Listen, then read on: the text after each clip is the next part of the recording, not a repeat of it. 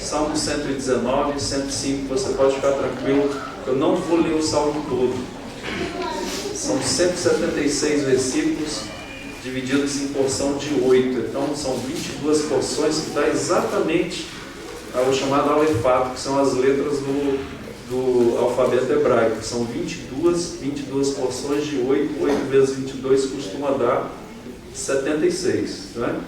Então, nós vamos ler a porção do 105 até o 112. Então, essa é uma das porções do texto. A palavra do Senhor diz assim: lâmpada para os meus pés é a tua palavra e luz para os meus caminhos. Jurei e confirmei o juramento de guardar os teus retos juízos. Estou aflitíssimo, vivifica-me, Senhor, segundo a tua palavra. Aceita, Senhor, a espontânea oferenda dos meus lábios e ensina-me os teus juízos. Estou de contínuo em perigo de vida, todavia não me esqueço da tua lei. Armam ciladas contra mim os ímpios, contudo não me desvio dos teus preceitos. Os teus testemunhos recebi-os por legado perpétuo, porque me constituem um prazer do coração. Induz o coração a guardar os teus decretos para sempre até o fim. O verso 105, lâmpada para os meus pés é a tua palavra e luz para os meus caminhos. Que seja a luz da palavra do Senhor guiar os nossos passos. Tivemos um EBD hoje muito importante, a reforma na Suíça. Podemos ver ali como homens de Deus puderam dar vida por causa dos ensinos da palavra do Senhor. E fizeram o que era correto, deixaram esse legado para nós. Por quê? Porque eles tinham a luz da palavra para guiar os seus passos. E isso, meus irmãos, não mudou. Com a tecnologia, com o advento da internet e com todas as facilidades que nós temos hoje, não muda. Porque a palavra do Senhor, ela é eterna e ela vai ser luz para os nossos caminhos sempre.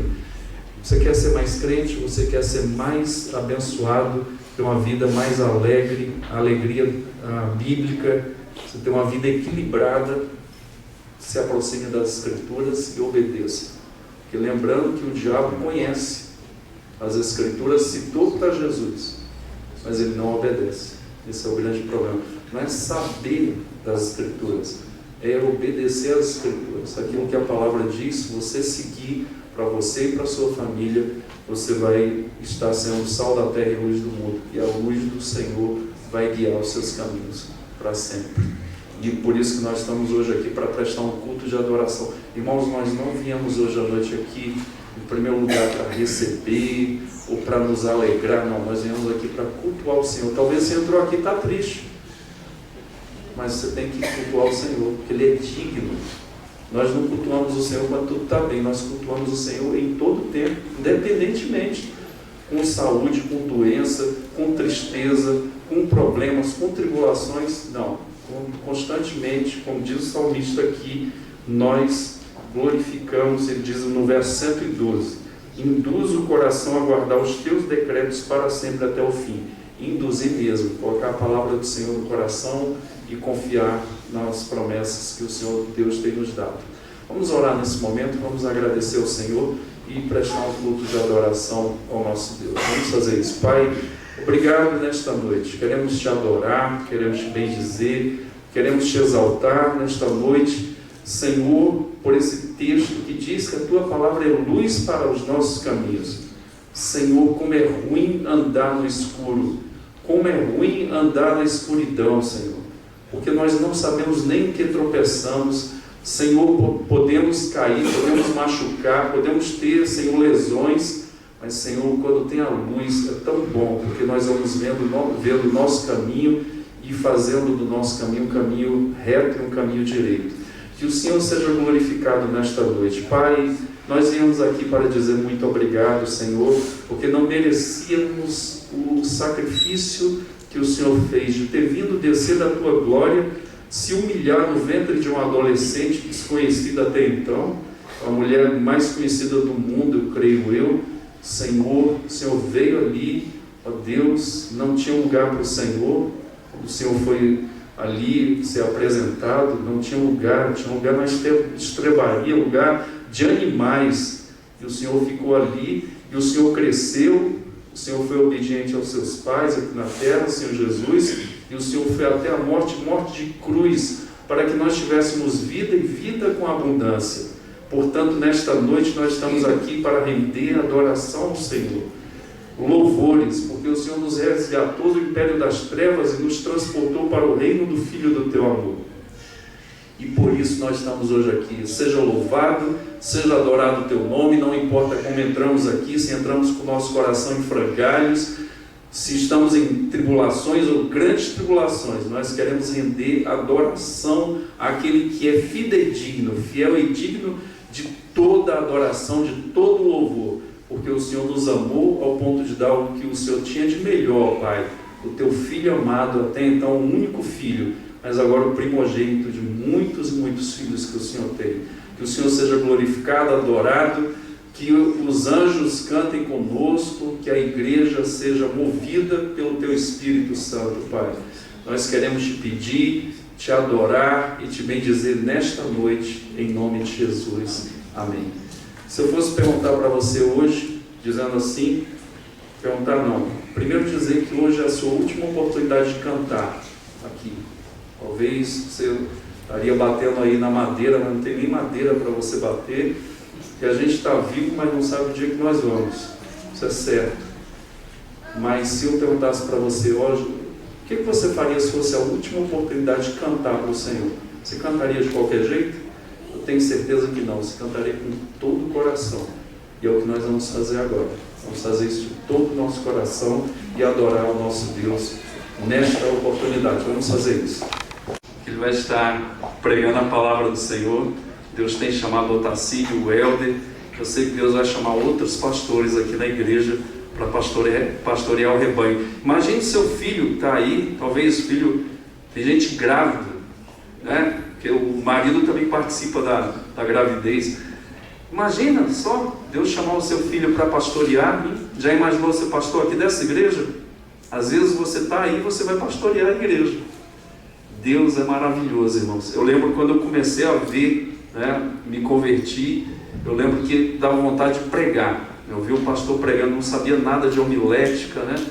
Arte de preparar sermões, eu estava ali, eu ia ler a Bíblia, dava vontade de pregar, e Deus foi me chamando assim, e Deus chama outros. Chamou o Otacílio, nós vamos orar pelo Otacílio e abençoá-lo nesta oportunidade, que Deus use ele na palavra. Senhor, obrigado pela vida do Otacílio, aquilo que o Senhor já repartiu com ele, que ele tenha graça da tua parte, unção, Senhor, sabedoria, ó Deus, e tranquilidade para entregar o teu recado. Nós oramos pelo nosso irmão querido e obrigado porque ele está aqui na igreja.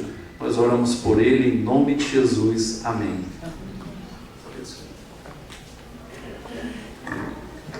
Graça e paz. Boa noite a todos.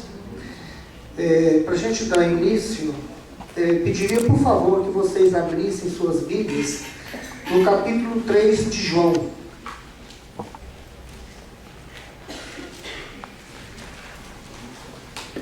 Nós vamos fazer a leitura do capítulo 3, do versículo 1 ao 15.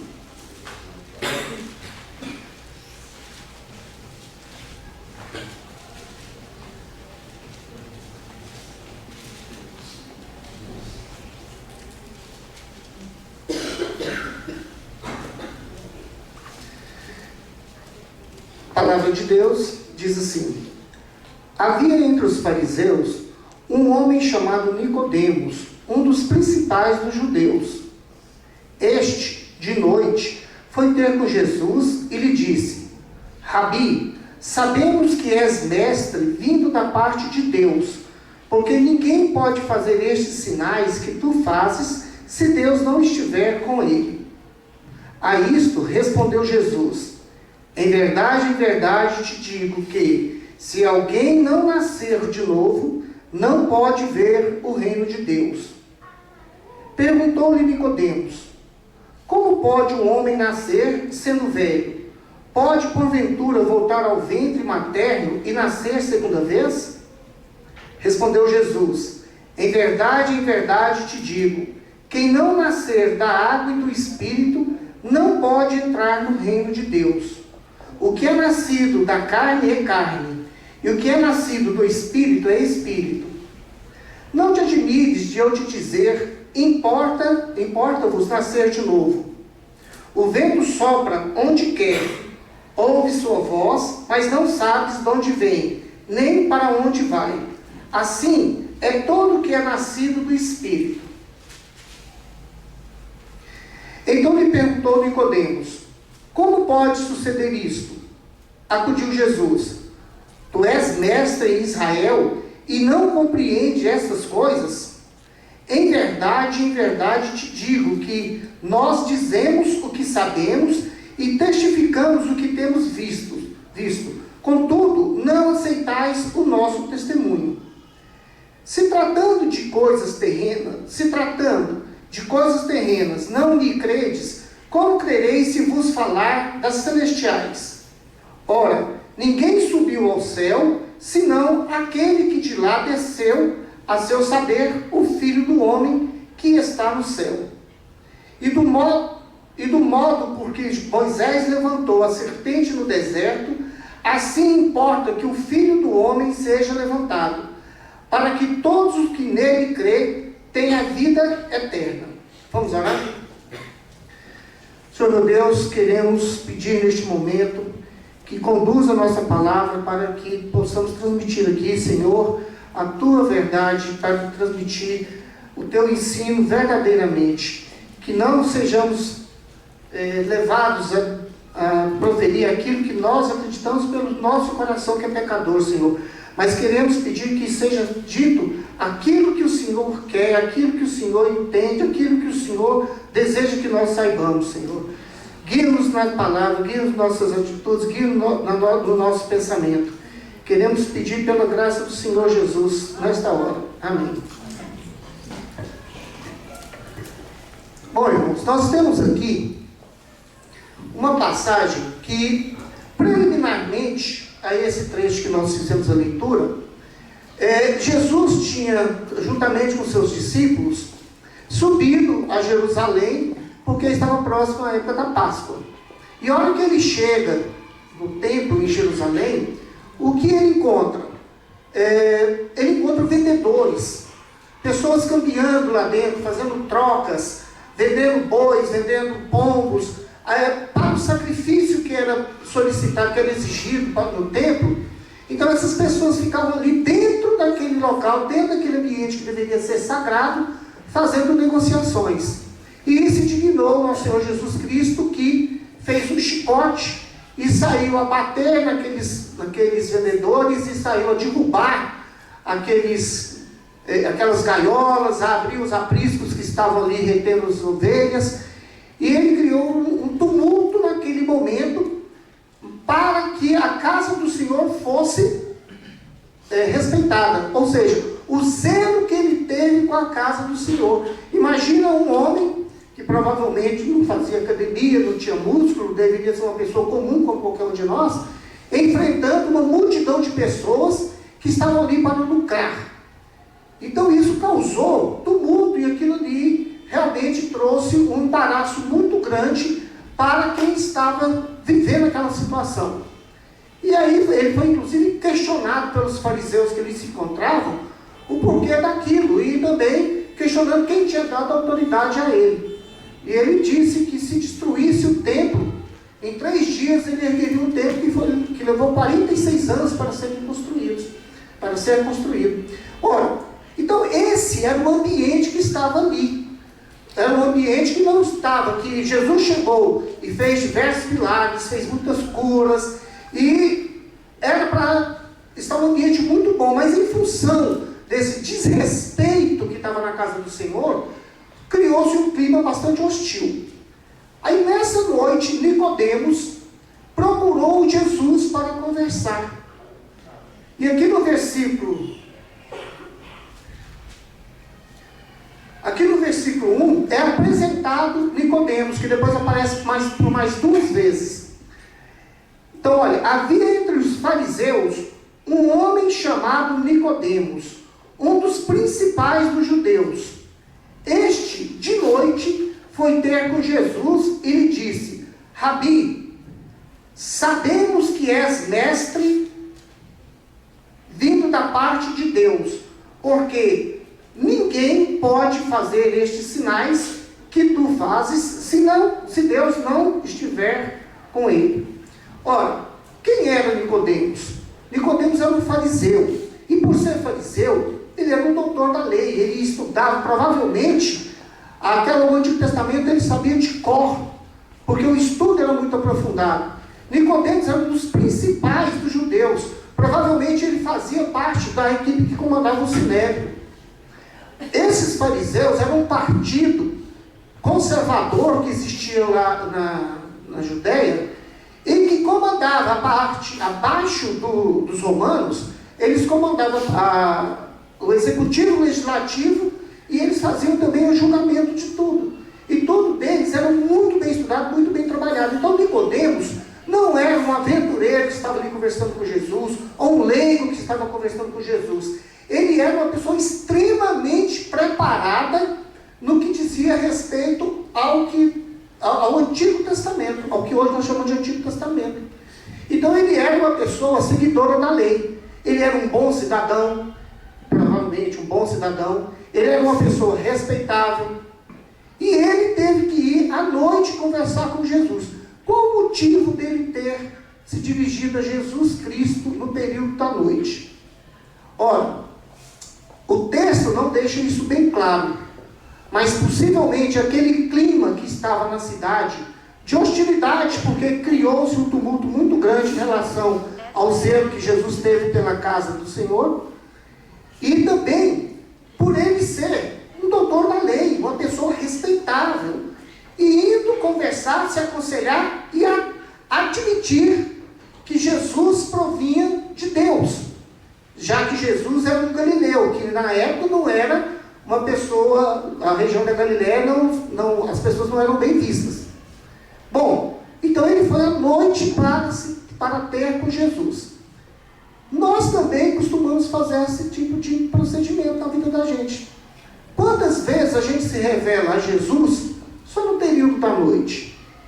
Só na casa da gente? Só no momento da oração? Só no templo? Quantas vezes nós escondemos das pessoas da sociedade o cristianismo que habita dentro de nós? É o famoso 007, o crente 007. Então eu estou lá no meu serviço e ninguém sabe que eu sou crente. Por quê? Porque pode ser que pegue mal. Inclusive eles vão reunir lá para fazer umas piadas, falar algumas coisas impróprias, e eu vou até ir lá e participo. Por quê? Porque senão eu fico excluído naquela turma. Aí a turma sai à noite, vai fazer um happy hour, eu vou também.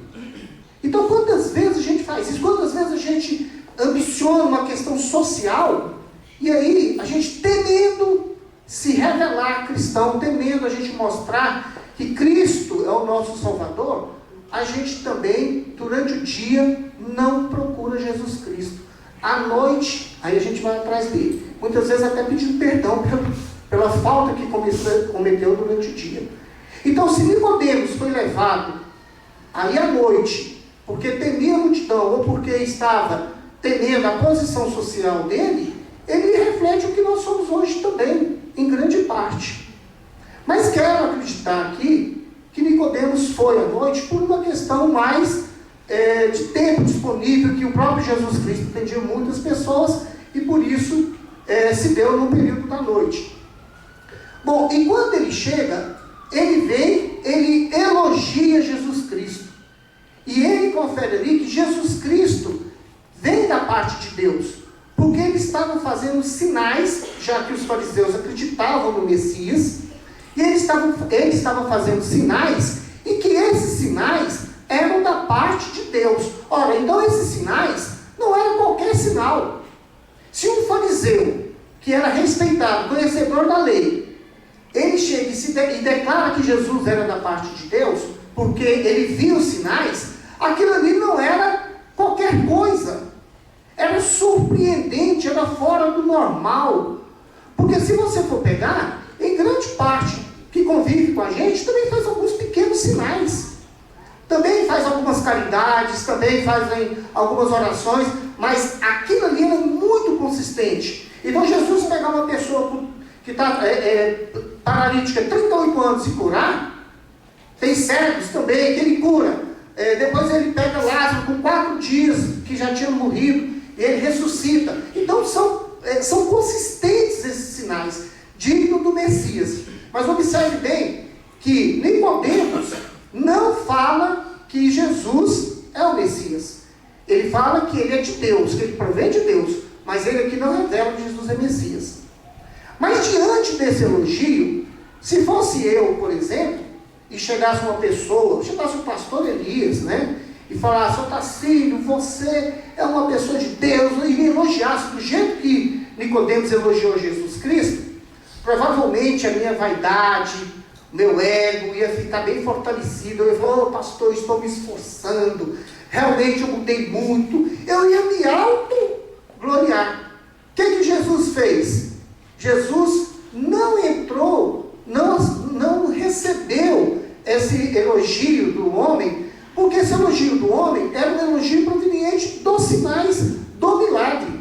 Ele não reconheceu a glória de Deus ali em Jesus Cristo. Ele podia estar considerando Jesus como um profeta. Mas Jesus, em vez de ficar saboreando o elogio, em vez de ficar ali alimentando sua vaidade, ele responde no versículo 3. No versículo 3. A isto respondeu Jesus: em verdade, te digo que, se alguém não nascer de novo, não pode ver o reino de Deus. Então, olha, acabou de ser elogiado e ele vai educar, ele vai explicar, vai evangelizar o Nicodemos. E o que ele fala? Ele fala do renascimento do homem.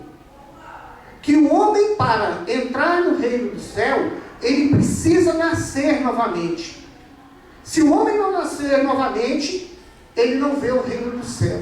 E Nicodemos não conseguiu entender. Por que não conseguiu entender? Porque, sendo fariseu, ele cuidava da lei mosaica.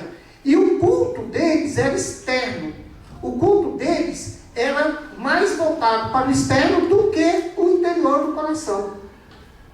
Então Nicodemos não entende esse renascer. Aí ele questiona Jesus no versículo seguinte: se o homem poderia retornar ao ventre materno, já sendo velho, como poderia ser isso? Ora, na verdade, Nicodemos não era um ignorante. Ele sabe que ninguém tem condição de, já sendo velho, se encolher e retornar ao ventre materno. Mas se ele questionou dessa forma, até com uma certa, não digo ironia, mas com uma certa surpresa, o tamanho disso que representava uma fantástica novidade para ele. Ora, então ele questiona como pode um homem voltar ao ventre materno. E aí Jesus, no versículo 5, responde: em verdade te digo, quem não nascer da água e do Espírito não pode entrar no reino de Deus. O que é nascido da carne é carne, e o que é nascido do Espírito é Espírito. Quando Jesus fala a respeito do nascimento da água e do Espírito, ele está fazendo um paralelismo com aquilo que ele tinha dito atrás, que o homem precisa nascer novamente. Ou seja, todos os dias nós vamos nascer novamente. Mas existe um momento em que o homem muda o seu comportamento.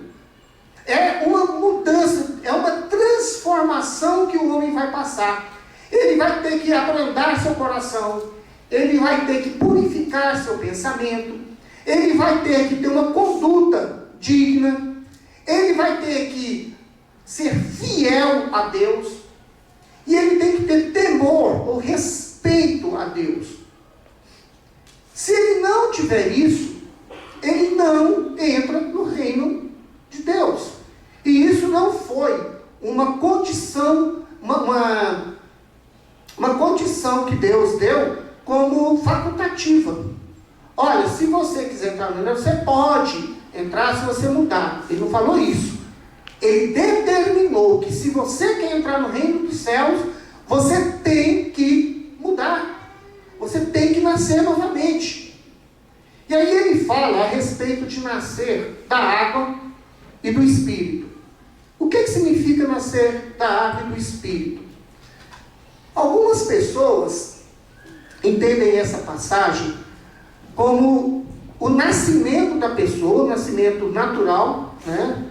Porque tem o rompimento da bolsa materna, tá certo? E depois o Espírito seria uma vida mais santificada.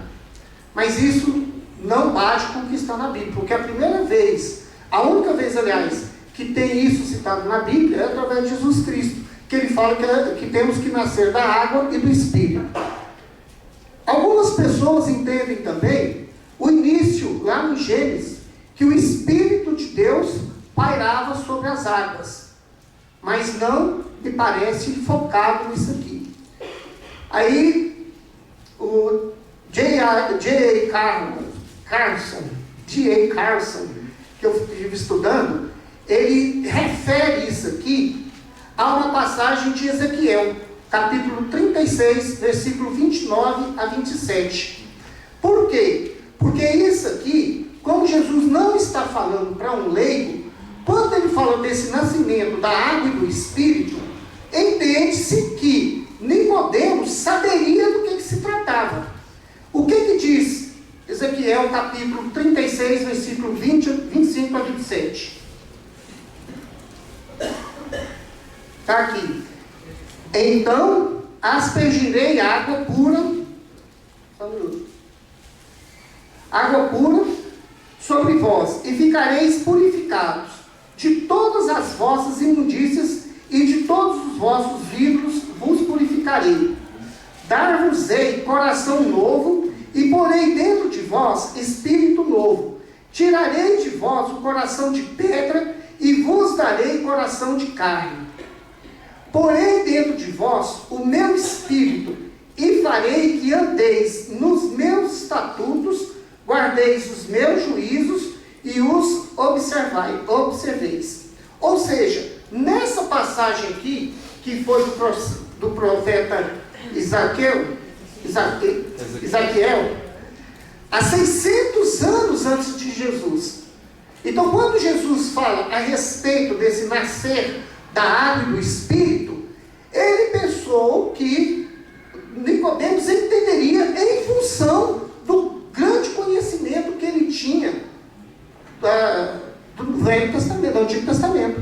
Ora, mas se Deus não abre a visão da pessoa, se Deus não toca na visão da pessoa, no coração da pessoa, ela fica cega mesmo diante daquilo que nos parece muito claro e evidente.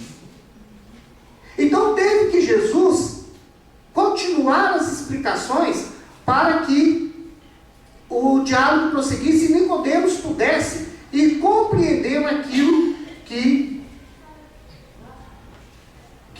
Jesus tinha falado. Um minuto. Sem querer eu fechei aqui.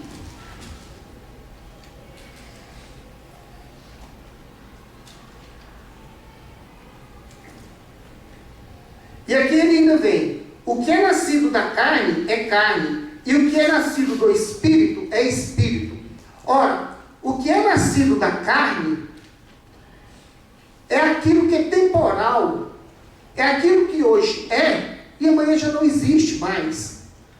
Então você pega, é próprio do homem a carne. Então você tem ali o pecado, você tem a fama, você tem a ascensão social, você tem a ascensão financeira, e aí a gente passa a vida da gente lutando por essas coisas, porque somos carnais. É claro, não estou dizendo aqui que nós vamos parar de trabalhar, que nós também não podemos ter nenhuma ambição, mas temos que colocar Jesus Cristo como um ponto fundamental na nossa vida. O objetivo é Ele. Só que a gente torna tudo que é carnal como principal na nossa vida. Resultado, como é temporal, tudo desmorona, tudo vai acabar, e vem a decepção. A juventude acaba, a saúde acaba, a chefia acaba, A posição que temos diante das pessoas acaba. Agora, o que é espírito é permanente, porque é do Espírito Santo. A nossa salvação é permanente. A nossa santificação é um processo permanente. A vida posterior é permanente. A nossa salvação é permanente. Ora, por que eu luto tanto para ter a vida da carne, sendo que aquilo que vale é a vida espiritual? Então nós estamos enganados, nós estamos aplicando, investindo nossa vida naquilo que se deteriora, naquilo que se acaba. Nós temos que estar focado naquilo que é eterno, que vai ser nossa vida posterior, vida junto com Jesus Cristo em sua glória. Isso é para sempre.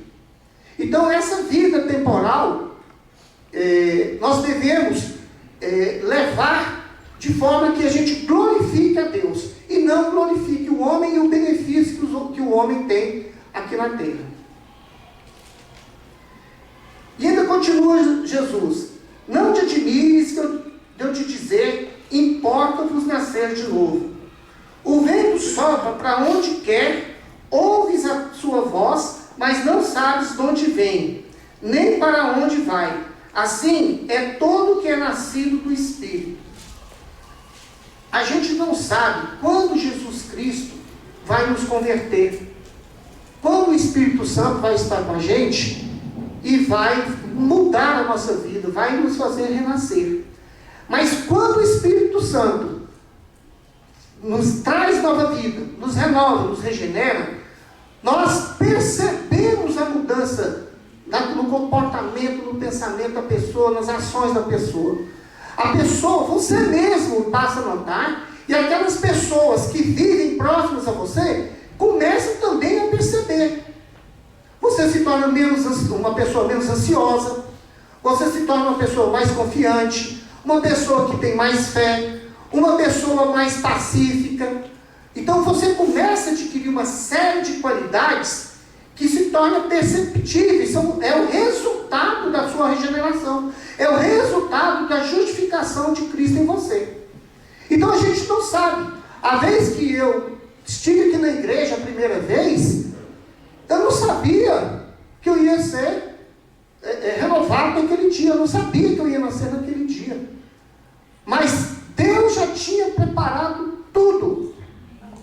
Na hora que eu sentei naquela cadeira e fui ouvindo a palavra, o meu coração foi se enchendo. E quando foi feito o apelo, eu ergui a mão. Meus irmãos, se me encontrasse 2 horas antes, eu ia falar que era impossível, pastor. 2 horas antes eu ia falar, não vou converter, isso é impossível. 2 horas depois, eu estava salvo, tá? Glória de Deus. Porque Deus é que me salvou. Eu renasci. E eu hoje consigo perceber, olha, quero deixar claro que estou longe da santificação, tá? Mas hoje eu percebo grandes mudanças em mim, em função daquele dia. Daquela graça que Deus, que me amou e que me ama, que Ele dispensou a mim. Quantos aqui também podem dizer o mesmo?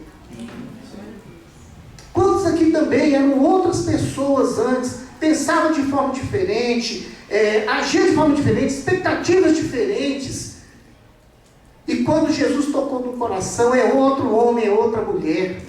Isso você recebe dentro da sua casa, a sua esposa, o seu esposo falando com você, te elogiando, falando bem de você para o vizinho, quer dizer, não pode falar muito bem, né?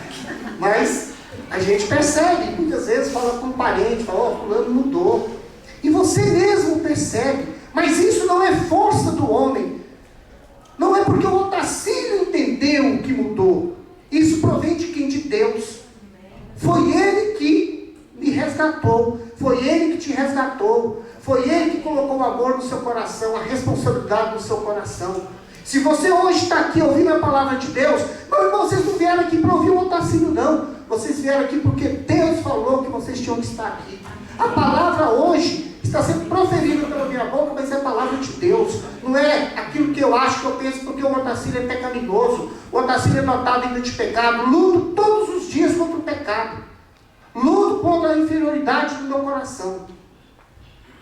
Mas Deus vem dando força para mim, para que eu supere todos esses problemas que eu enfrento. Assim como eu tenho certeza que no coração de vocês, de cada um aqui, Deus também tem tocado e tem fortalecido. Deus tem guiado, Deus tem mostrado aquilo que é bom. E acima de tudo, quando nós, eu e vocês, quando nós ainda derrapamos e caímos no pecado, Deus ainda vem e nos sustenta, Deus vem e nos resgata.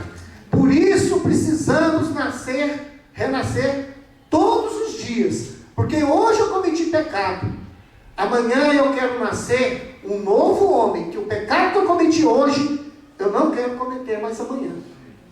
E é isso que Deus vem nos fortalecendo e vem nos engrandecendo, para quando chegar o momento da nossa passagem para o lado de lá, que a gente tenha chegado próximo àquilo que Deus, se Deus quiser, aquilo que Deus queria. Mas eu sei que é difícil, mas com muita fé em Deus, nós vamos estar bem melhores a cada dia.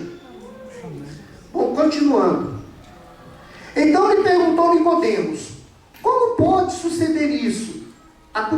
Bom, antes de eu falar de Jesus, olha só, mesmo com toda a explanação de Jesus, Nicodemos ainda se sente meio perdido, ele tem incertezas, ele tem dúvida.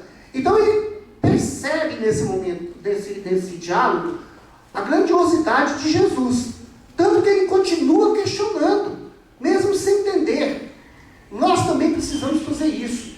Nós precisamos acreditar em Jesus, mesmo quando a gente não entende.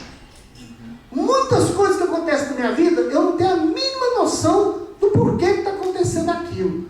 Mas eu confio que o propósito de Deus é muito superior ao meu. Na mudança de governo, eu fiquei muito empolgado, porque a probabilidade de se criar uma área dentro da empresa que eu trabalho era muito grande. Eu trabalhei para isso. Eu fui atrás do secretário de Agricultura, fui atrás do presidente da empresa, porque entendi que aquilo era importante para a empresa. E tudo ficou muito bem costurado para que aquela área retornasse, e obviamente eu seria o chefe daquela área. Eu saía de casa todo dia orando, pedindo a Deus para que Ele permitisse a criação dessa área. E no final da oração eu falava: Senhor, mas que seja feita a Tua vontade. Aí o presidente da CAES me chama um dia e fala: olha, está tudo certo, eu quero que você aguarde mais um momento, mas nós vamos colocar. Eu saí dali e falei: olha, vibrando, a gratificação alta, uma posição dentro da empresa maravilhosa. E aí o presidente da CAESB caiu. Eles tiraram o presidente e colocaram outro, que eu não tenho a mínima noção de onde que vem, para onde que vai. E a vaidade do Otacílio, o orgulho, a ambição, deixou o Otacílio triste. Eu abaixei a cabeça, falei: gente, eu falei que era a vontade de Deus sobre a minha, e realmente Deus não permitiu. Então, o Otacílio, pecador, quis gritar. O Otacílio, pecador, quis resmungar, quis xingar, quis revoltar. Só que o Otacílio já não era mais o de antes. Eu já tinha renascido. Eu entendi perfeitamente que foi a vontade de Deus sobre a minha. É claro que a decepção existiu, mas Deus prevaleceu. E isso eu tinha tido uma experiência alguns anos atrás, antes de eu ser evangélico, onde a área, exatamente essa área que eu estava retomando, ela acabou, ela foi extinta, e eu perdi esse cargo. E eu fiquei muito chateado mesmo, muito revoltado. E na época a Adriana, minha mulher, me falou: Cacílio, Deus está te livrando de algo. Naquela época, eu até aceitei, até entendi, mas não aceitei. E fiquei realmente revoltado, muito chateado, maledicente. Por isso, eu entendo, pastor, que eu renasci. Porque dessa vez, eu também fiquei chateado. Mas eu entendi que o propósito de Deus é superior a mim. Então, o renascer é isso. E nós precisamos precisamos renascer todos os dias. Todos os dias nós precisamos nos reforçar em Jesus Cristo. Todos os dias nós precisamos orar, de dia e de noite. Nós temos que orar por tudo, nós temos que pedir tudo que Deus nos guie. Porque muitas vezes aquilo que a gente está ambicionando, por mais que pareça sadio, por mais que pareça produtivo e bom, muitas vezes vai ser a nossa perdição. Eu brinco muito assim, Deus não permite, hoje em dia eu não jogo mais, mas quando eu jogava na loteria, eu brincava, Deus não permite que eu ganhe na loteria, porque pode ser o motivo da minha derrota. Eu vejo muitos casos de pessoas que ganharam na loteria, separaram da mulher, abandonaram os filhos, outros acabaram sendo mortos por causa do dinheiro. E era uma coisa que a pessoa queria muito, tanto é que ela jogava. Então, quantas vezes nós também estamos ambicionando coisas que vai nos levar para a morte, que vai nos dirigir para o pecado. Tá? Então, por isso que nós temos que estar reforçando o nosso caráter em Cristo Jesus. Voltando aqui no versículo 10. Jesus retoma a conversa com Nicodemos e pergunta: tu és mestre de Israel e não compreende essas coisas? Em verdade te digo, que nós dizemos o que sabemos e testificamos o que temos visto. Contudo, não aceitais o nosso testemunho. Se tratando de coisas terrenas, não me credes, como crereis se vos falar das celestiais? Então, olha só, o que Jesus está falando? Olha, Nicodemos, eu estou te falando de coisa que você deveria entender, ter pleno conhecimento, que você precisa se renovar no dia a dia, que você precisa ser melhorado dia a dia. E isso a gente observa aqui na terra, a gente tem condição de estar se policiando e melhorando. Se eu estou falando das coisas da terra e você não está entendendo, e quando eu falar das coisas celestiais? Ou seja, Nicodemos, você que é fariseu, os fariseus, eles vivem para as coisas da terra. Eles não estão vivendo para Deus. Aquilo que eles estão direcionando, seu conhecimento, seu conteúdo, sua vida, é extremamente da terra. Volte-se para Deus. É isso que Jesus está mostrando aqui para ele, que nem da terra ele está entendendo. E quanto mais entendesse algo do céu. E olha que essa pessoa aqui, Nicodemos, junto com os fariseus, era quem orientava o povo judeu a chegar ao céu. Ele não entendia nem aquilo que estava acontecendo na terra. Em seguida, Jesus fala: ora, ninguém subiu ao céu, senão aquele que de lá desceu, a saber, o Filho do Homem. Presta atenção, nesse momento aqui, Jesus está mostrando para Nicodemos a autoridade que ele tem para dizer tudo isso. Ele está dizendo: ninguém subiu ao céu a não ser aquele que desceu do céu. Então, ele é Deus. Então, ele tem autoridade para dizer tudo isso aqui. Que se você não nascer de novo, você não entra no reino do céu. E a porta do céu é Jesus Cristo. Ele é que abre a porta do céu para você. Se ele não abrir, você está fora. Então, ele demonstra aqui para Nicodemos quem ele é. Neste momento aqui, ele está falando para Nicodemos: eu sou Deus. E se eu estou falando que é necessário nascer de novo, tem que nascer de novo, senão não entrará no meu reino. E por fim, no versículo 14: e do modo por que Moisés levantou a serpente no deserto, assim importa que o Filho do Homem seja levantado, para que todo que nele crê tenha a vida eterna. Moisés, na época do Êxodo, as pessoas começaram a ser ofendidas por cobras, mordidas por cobras, e começaram a morrer, e todos correram, isso por causa dos pecados deles, né? E Deus tinha castigado. E eles correram a Moisés, pedindo para que Moisés o salvasse daquela situação. Então Moisés foi, orou a Deus, e Deus orientou a Moisés que erguesse uma serpente de bronze, para que aquelas pessoas que fossem ofendidas pela cobra, bastasse olhar para essa serpente, que seriam curadas. Jesus está falando aqui, assim como, está fazendo uma analogia, assim como Moisés ergueu aquela serpente no deserto, para que você seja salvo, você tem que olhar Jesus erguido lá na cruz. A cruz de Jesus é a nova aliança. Se você não tem Jesus como seu Salvador, nessa nova aliança, você não será salvo. E quando ele faz essa analogia, ele mostra a analogia, a serpente lá no deserto, que cura a pessoa da picada da cobra. Mas essa pessoa, em seguida, morre. Com o passar do tempo, ela vai completando 50, 60, 70, vai chegar um momento que ela morre.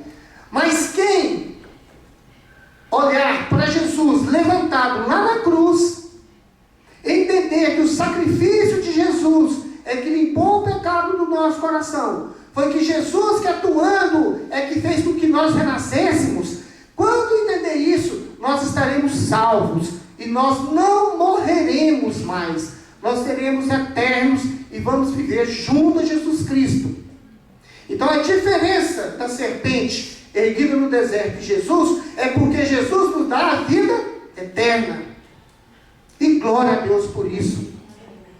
E aquele que nascer de novo, pela preeleição de Deus, que nos escolhe e que nos capacita e que nos dá a direção a seguir, nós estaremos salvos, estaremos vivendo a glória de Deus para a nossa felicidade, para que a gente possa contemplar a glória de Deus.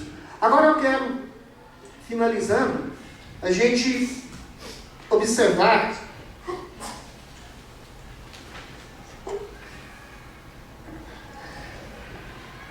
está atrapalhando.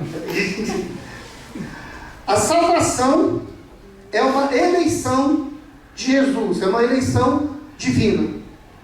Também quero falar que sem transformação não tem salvação.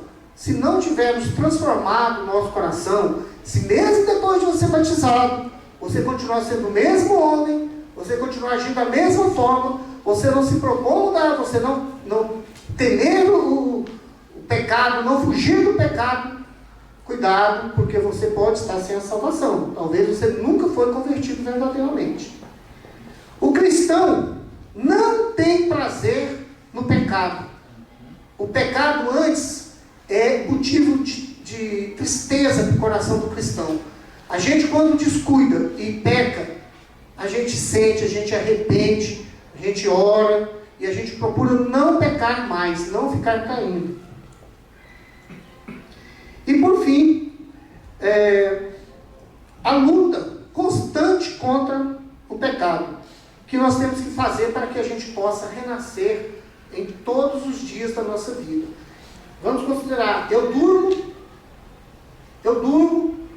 um homem velho, mas eu acordo um homem novo, com novas oportunidades de estar me santificando, de estar seguindo o caminho de Deus, de estar orando de manhã, de tarde, de noite, de estar orando no almoço, de estar orando no jantar, está vindo congregar aqui na igreja, está vindo para EBD, ajudar as pessoas mais necessitadas. Nossa igreja aqui ajuda todas as instituições, duas, né? E nós temos que ajudar, isso faz parte do coração cristão. Então nós temos que estar dispostos a estar diante de todos os desafios, porque nós somos capazes, porque nós temos Jesus Cristo em nós temos a força do Espírito Santo. Aquilo que for justo, aquilo que for de Deus, que nós nos propusemos a fazer, podem ter certeza que o Espírito Santo estará com a gente e estará nos guiando e nos fortalecendo nesse caminho da vida. Vamos orar? Senhor meu Deus, neste momento quero pedir para que todos aqui, Senhor, recebam a unção do Espírito Santo. Esteja com todos nós, Senhor, porque sem o Senhor somos fracos, vamos tropeçar e cair o tempo todo. Mas temos a certeza, a convicção de que a presença do Senhor em nosso coração nos fortalece a cada dia. Nos dê, Senhor, a sabedoria para seguir os teus rumos, os teus caminhos, nos dê força para não cairmos. Nos abra as portas das oportunidades para que nós possamos a cada dia trabalhar mais para o Senhor. Que sejamos servos fiéis, que sejamos filhos gratos, Senhor, porque o Senhor um dia nos salvastes. Espero, Senhor, que todos possamos compreender fielmente a Tua palavra e possamos seguir sem medo, mas com felicidade no coração, e que possamos, Senhor, levar a Tua palavra por onde nós passarmos, que nossas atitudes sejam reflexos de Teu amor, que nosso pensamento seja junto ao Teu, Senhor. Por isso nós oramos agradecidos em nome de Jesus. Amém.